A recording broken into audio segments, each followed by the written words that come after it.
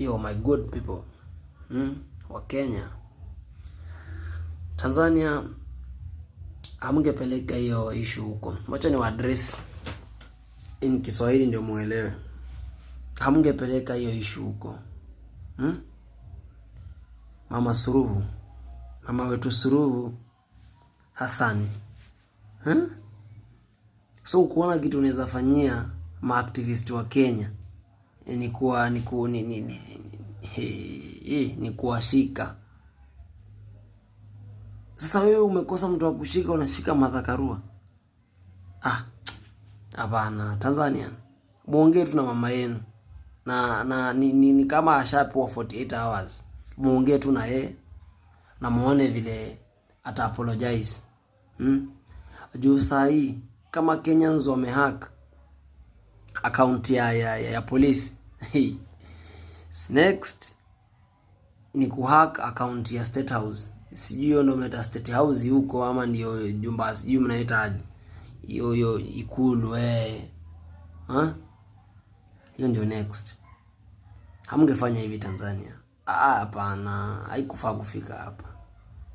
Ni kitu tu kidogo. Mama Suluhu ungeachia tu watu wetu waingie kotini.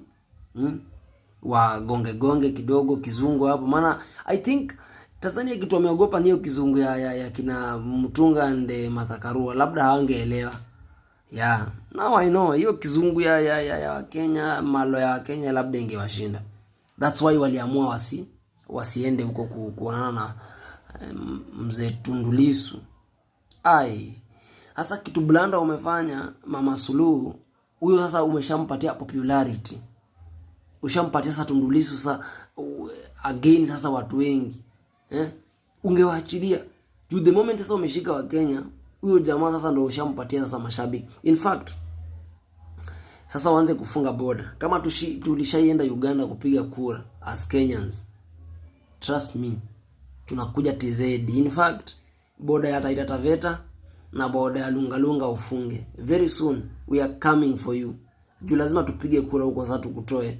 Juu hata tukuwa na issue na wewe sana. But vile ulifanya, no way. We hatuwezi kuacha. We cannot. Hatuwezi kuacha Mama Suluhu Hassan. Hata urais hata ukupigwa kura ni uliekwa tu juu kuna msee alikufa. Mama Magufuli died and you inherited the chair and you are now ringia. Hapana bwana. Hatuwezi kuacha Mama Suluhu. Tuko na wewe